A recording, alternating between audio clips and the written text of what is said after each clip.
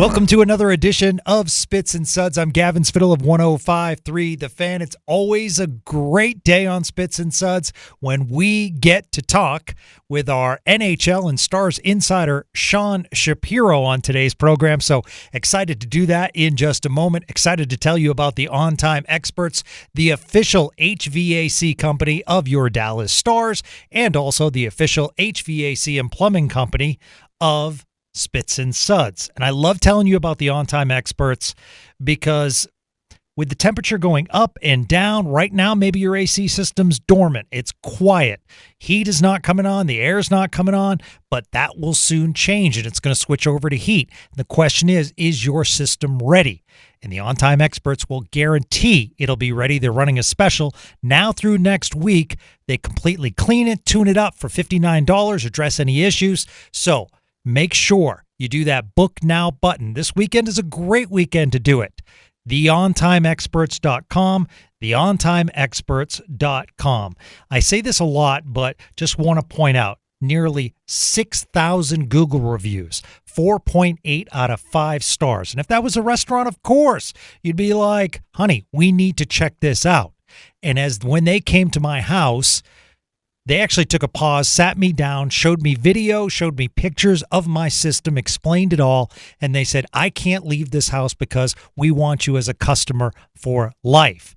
So that was pretty awesome. So remember, when you're thinking about work on your HVAC system, think of the On-Time Experts and stick tap to them for their support of Spits and Suds. Let's bring in the man of the hour. We love having him on every week.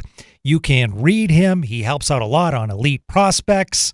Of course, he has the book with our other friend, Stephen Meserve, called We Win Here. He also writes for D Magazine, and you can catch all of his work on his Substack, which is called Shap Shots, a terrific breakdown.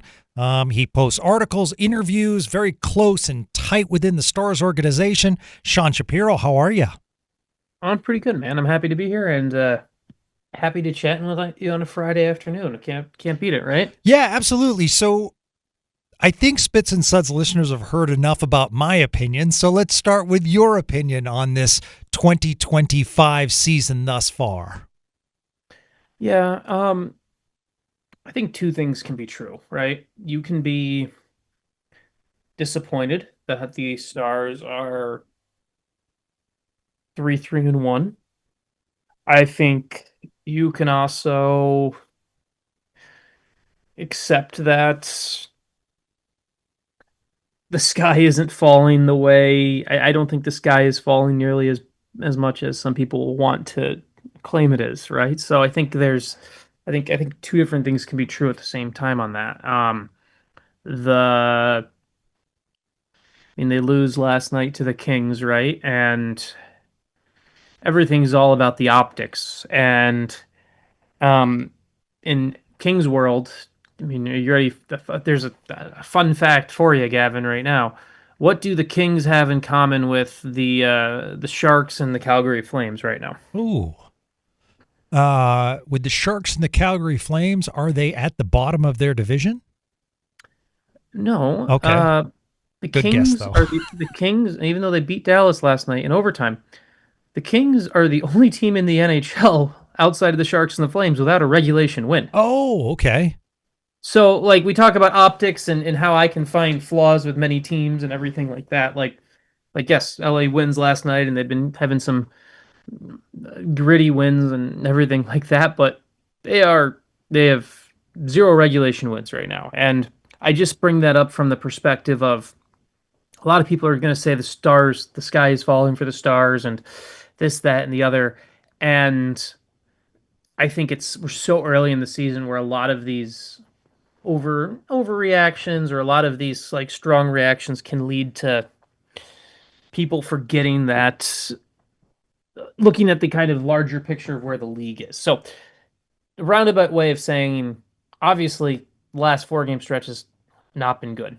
There's some moments last night where you're like, there's some things last night that kind of frustrate you, but it's not like I've seen some of the people on social media go full nuclear, and that just feels asinine to me right now when I It see people does. talking about like, oh my God, this fire Glenn Gulletson. We're not gonna have like this team will never win. And it just, I mean, across the league right now, it's you've got a couple teams that are good off the start, and then literally like in the Western Conference, you have one, two, three, four, five teams at 500 right now.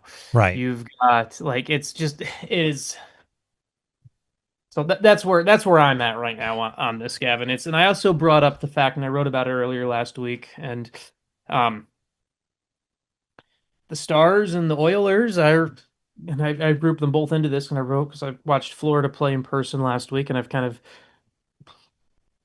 been fascinated by them and everything, but um, the Stars and the Oilers are getting everyone's best right now after being in the Western Conference Finals in back-to-back Good years. They're point. kind of they're the gold standard in the West, especially with only having one team won the last two championships. So, um, moral of the story is there's still a lot of time, and as when I spoke to Mike.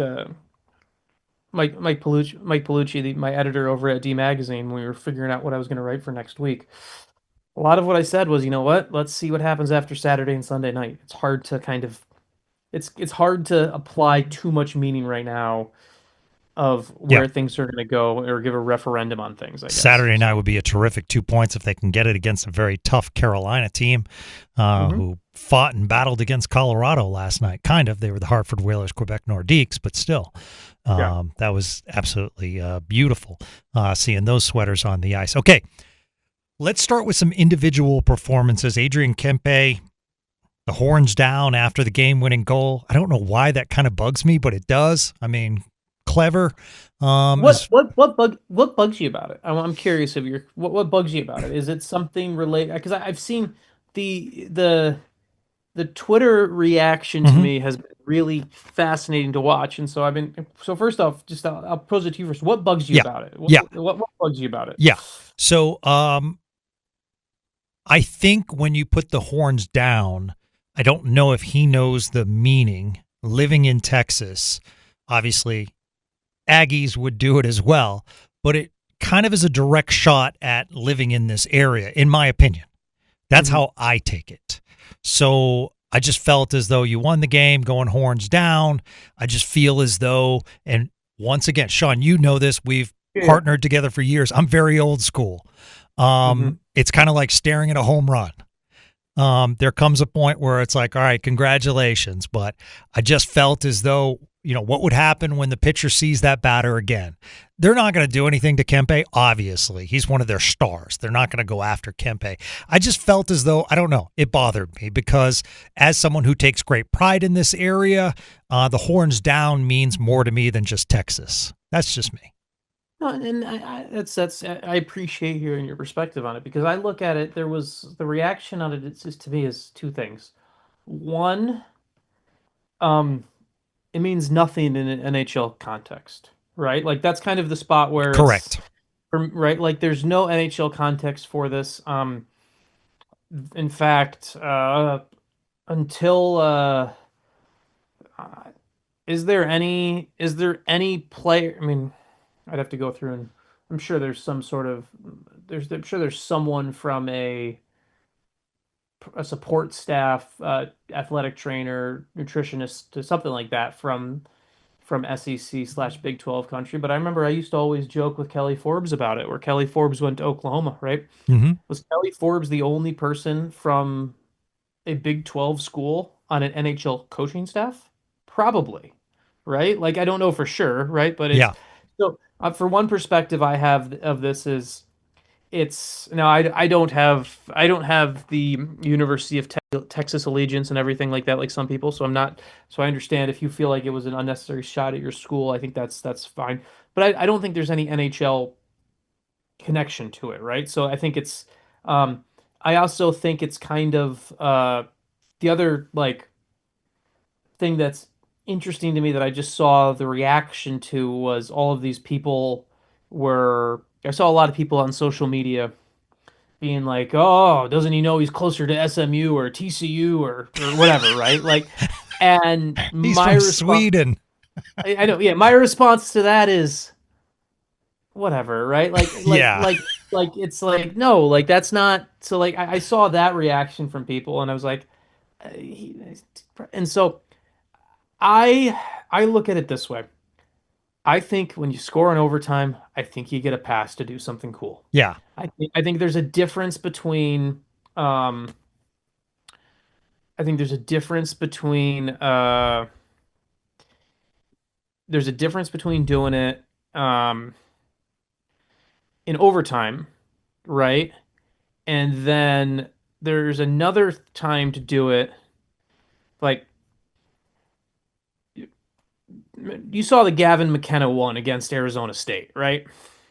Oh, no, I did not. I'm So not going to lie to you. Tell me. Gavin McKenna, so 2, 3 weeks ago, Gavin McKenna, who's going to be the number one pick in the Yep. NHL draft next year. Penn State is at Arizona State. Gavin McKenna scores his first career goal on the power play with like 2 minutes left in the game to give Penn State like a 3-2 lead or whatever it is, Arizona State. And he goes forks down. He goes forks down to the student section, right? Mm-hmm. That actually holds meaning. Yeah. That actually holds. You know what? You that's a college. That's if you're going to do it in front of a student section and your team's up in regulation, you better make sure you hold on to the lead, Yeah. right? Yeah. Yeah. Um, I look at this where I look at this one, the Kempe one, the horns down Texas one. It's a dude from Stockholm. Right. Someone told him. Yeah, it's a dude from Stockholm having some fun in overtime, Yeah. right? Yeah. They want overtime. If you don't want, it's not like anyone from that team, and no one on that Stars team. There's a bunch of guys from that Stars team. I'm Right. sure that you had to even maybe explain it to some of them, Harley, Yeah. like why that was so. I look at it that way, or it's fun. It got some people. You deserve if you win in overtime, and you have that you've deserved some tasteful fun, and Right. so Right. I'm not as like I think it's a lot of what about this, what about that when it's to me it's I think it's been a little bit blown out of proportion. It's not like there's it's also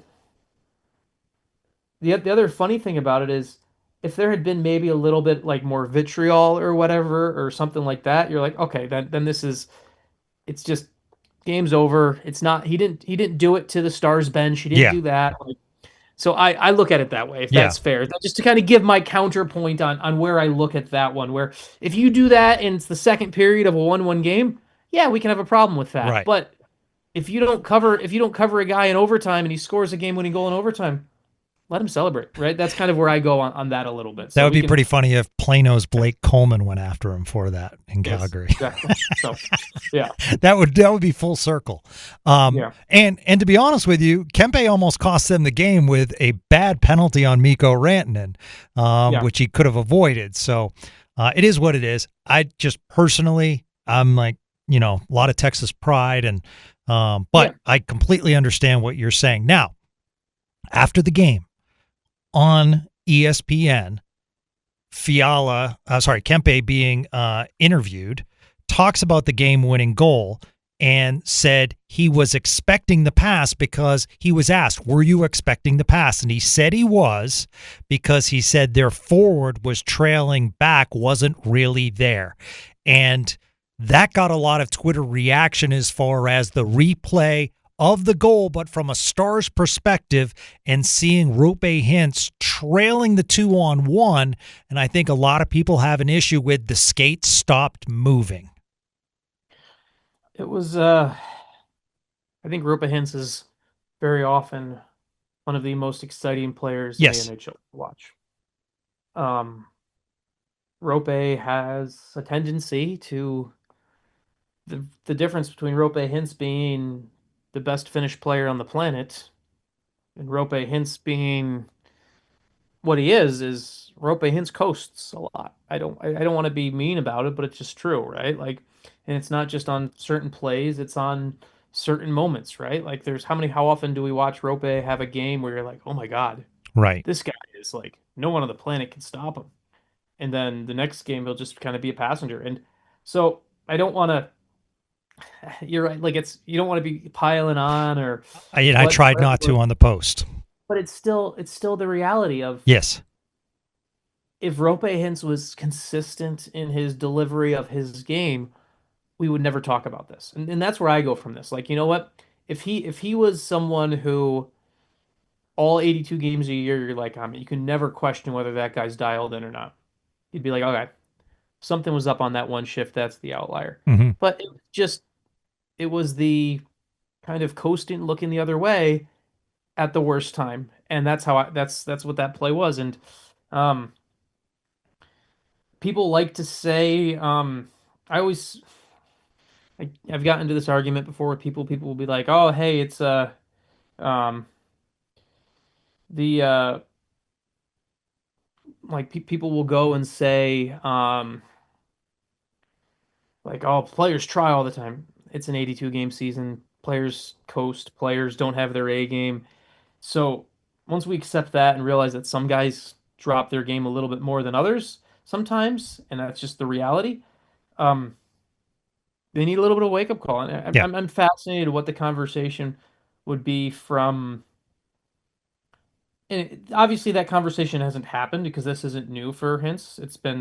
There's times throughout the season that he will have games where he just disappears and everything like that. So, um, I just for him, just to me, there's always the kind of question of what is the what's your response as a team to it the right way, Mm-hmm. and that could go a number of ways. Is that something where um, does it have to be one of the Finnish guys talking to him? Is it just Rope looking in the mirror? Like those are the things that he has obviously not figured out before, and just I don't know. It's Well, I think the other thing is you know where I'm coupled. going with this, Yeah, I right? Like it's not totally do. But coupled yeah, with that, Sean, is your head coach preaching that extra 1%.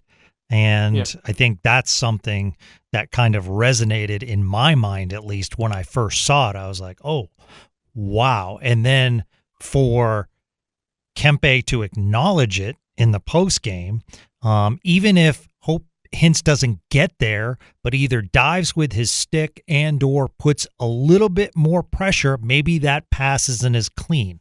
So I think a lot of factors could have happened on that. Flip side, we talk about, Hintz as far as a number one center.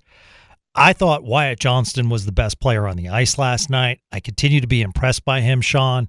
I guess the question is, and this could be an injury depth situation, do you think maybe we'll see Wyatt Johnston being paired with Rantanen and Robertson due to his play? He's been playing outstanding. yeah. I mean,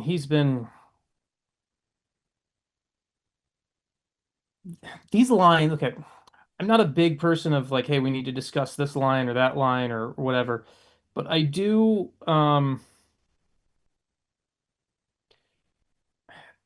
I do think that there are elements of this team where right now there's been a lot of experimentation, and some experiments aren't working. Right? Like, I don't Mm-hmm. want to be pile on guys, right? But Sam Steele can't be a top line winger on this team. Yeah.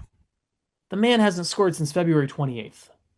Right? I don't care, right? Like, I mean, you can be like, oh, he's good on the forecheck, he does this or whatever. Like, you can't have a guy who's got a 30 game goal drought or whatever it is in your top line. And so I know you're asking about other guys and whether we could see this or that, but like to me, there's been some of the experimentation is okay, but if I have one coaching criticism from the last 3 or 4 games is there are some things that you just have to accept that you don't have the magic sprinkle that's all of a sudden going to turn this guy into something he hasn't been for a long time. Mm-hmm. So, I mean, I'm not trying to get off topic here. Just it's one of those like funny things where it's like, okay, of course you should like those guys you talked about putting that grouping together. 100%. They should do that. They should give it a try. But it shouldn't be one of those things that we're bringing up because it's one of those things that's like it's like why are we having to discuss it on a podcast when we've been watching Sam Steele kind of in this kind of role and things like that. And Right. once again, not on Sam Steele the player, this is on Sam Steele to his usage, right? So Mm-hmm. this is let's be clear on that. So Yeah, yeah, absolutely. And on that note, as far as experimentation, are you seeing something on the penalty kill? Because I do want to give a lot of rope, actually, not just a little rope, but a lot of rope due to the last couple of years and the effectiveness, specifically in the regular season, of this Stars penalty kill under Nazardine. And boy, wow, what a tough start to the year as far as a penalty kill. Yeah, it's been. Has it been? And I'd like to go back, and it'd be a painful watch, but I'd like to go back and watch some of them again to see schematically. Is it perfect storm of bad things happening all at once, or is it something that is like that's where I'd like to go take a look at it, because I'd like to kind of personally, I'd like to be able to give you a better answer a week from now after having gone through and watched and seen like, oh, you know what?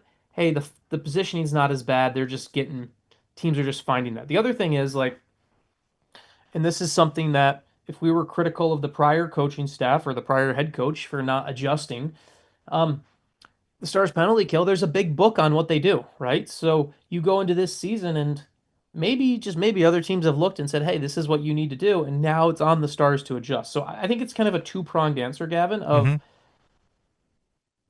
I can give you a better answer after doing the unfun project of watching every penalty kill through again. And um and I think there's something that falls on the team of, okay, something's not working. Are you adjusting, and are you willing to adjust? And those are two different questions. So How do you think Ottinger's been? um I think he has been good, not great. Mm-hmm. Um and I think if he was I think if he was making two if he was making $2 million less or whatever, you're like, I can live with that in today's NHL. But if you're going to be paid the way you are, you got to deliver. I Right. am legitimately worried, Gavin, of I'm worried about the usage. I'm just going to call it as I see it right now. Casey DeSmith was horrible in his one start. Yes. Horrible. And they've already got, I mean, Jake has played 6 of the first 7 games. Um, that is I'm doing quick math here with a calculator. Um, like that's he's on a pace to play 70 games right now. Yeah, that's can't do that. Like that's just now all of a sudden if DeSmith plays, I mean like DeSmith will play one of the 2 games this weekend, right? Plus the So Olympics. yeah. So realistically, like baking in our heads knowing that they have a back-to-back this weekend, like it'll be like let's say after this weekend, um Jake will have played 7, DeSmith will have played 2, right? Like that's Ottinger on pace for 63 games after this weekend, if we assume that's the plan for this weekend. Um, I don't like that. So Right. I think they're kind of in this spot right now where um the usage of Casey DeSmith hasn't been great, and kind of, and then at the same time it's going to start wearing Ottinger out as well. So I'm a little bit worried about all of that, especially when we were told there was some better plan in place here. Yeah. So Yeah. Okay. I thought Miro had one of his better games in a few, but the Thomas Harley question marks over the last couple of games. He's just had it's been interesting, specifically defensively, Sean. Are you seeing the same thing? yeah, um, it's. I think you're right on Miro. I think he kind of went through. It was funny when the team was at its best for the first 3 games. He looked kind of He did. off, and He did. now he's been better. And um, I think there's a bit of a pressure on Harley. I know he's a very proud guy. He's got some healthy ego to him, and um, when all of a sudden you start hearing, "Hey, you're a not Vesna, sorry, you're a Norris Trophy level defenseman, and you're a Team Canada level defenseman," two things happen. One, more pressure gets built externally and internally, and the other one is now you become the center of film study. You become the target for opponents. Every single flaw in your game is pointed out more, and I think that's we're seeing a little bit of that happen with Harley. There's the on ice maturity for a player of getting good, right? And then there's a second level of maturity of remaining good once everyone else figures out why you're good.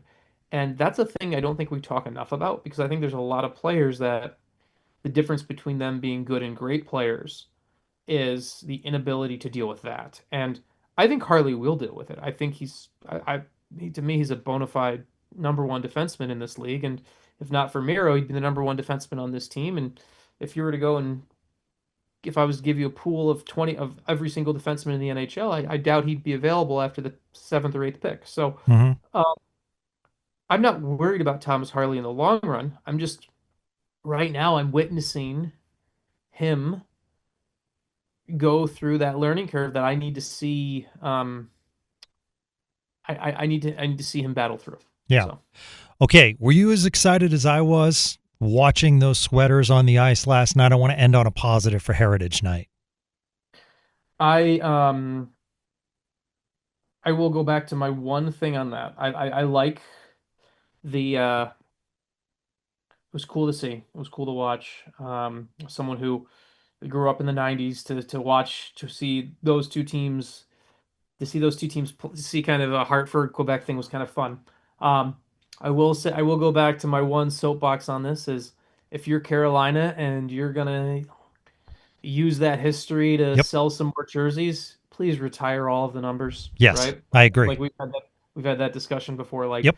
I greatly respect that the Stars have retired have respected those North Stars franchise history numbers. I respect that. So I no, I thought it was fun. I think it's fun that they're doing it both in Colorado and in Carolina when they play. I think that's a kind of a cool thing. And I got my buddy Jeff who lives in Denver who was at the game last night. He said it was a really cool throwback thing. So I like it. I'd like to see I think there's the NHL, right? Like I think there's always more opportunities with that. Like you don't have to go full European soccer where teams have jerseys that don't even match their color and everything like that sometimes. But I do think there's something fun about doing the one-off, or obviously this one's not a one-off, but like doing the other kind of having some fun with the jersey part of it, right? Like I think that's something that you can take from absolutely the NBA time. So that was fun. No, it was fun. I was happy to. And kudos to the TV too, putting up Quebec versus Hartford. I thought that was really cool. Reminded me growing up around the Adams division. Thus, my idea would love to see the Minnesota North Stars take on the St. Paul Fighting Saints. So, but that's the interesting thing though, Gavin. I would want I would say Dallas Stars. Dallas Stars with a throwback uniform against the Minnesota North Stars worn by the Wild, I think would be cool. Yeah, that's the problem with not the problem. I'm happy that for Minnesota that there's a team back there. Yeah. It's the whole the convoluted kind of history of it, right? Like, it would be a really fun one, and no one would do it just because people are too there's too much of a it's going too deep. Even me having to explain it is going too deep, but part of the Stars' history goes back to both the California Seals and the Cleveland Barons. Yeah, right? That's right. And there was a whole emerging and dispersion draft and all of that stuff, right? Bunch of stuff like. In fact, I wrote a whole book that covers some of this. 100 things Stars fans should know and do before they die. Go pick it up. We'll talk about this. You did. But could be a fun. You could have a fun. You could do something fun with the Stars and the Sharks or something like that, where you could do like a Cleveland Barons, like California Seals one. Or that would be great. That would be cool, and that would be. You wouldn't have both markets still have their obviously Cleveland doesn't have a team, but it wouldn't be hey one market quote unquote stole from another one as some people believe in Minnesota. So right. Well, we end on a positive note. Thank you so much at Sean Shapiro on Twitter /X. You can check him out at Elite Prospects. Most importantly, his Shap Shot subscription service is absolutely terrific on Substack. The 2 books he mentioned, 100 Stars fans should know and do before they die, as well as the second book, We Win Here, which chronicles the Texas Stars and the Dallas Stars. Thank you so much, Beast. Have a great weekend and look forward to catching up with you again soon. I'm so happy to do this show with you, Gavin. It's a fun time. Looking forward to the games this weekend, and thank you to everyone for listening and supporting this. So absolutely, and let's go support Sean, and that's going to do it for another edition of Spits and Suds. Thanks so much to producer Gregory Finley, and also our title sponsor who makes this program happen, the On Time Experts. Until our next podcast, which I promise will happen soon, have a great day, everyone.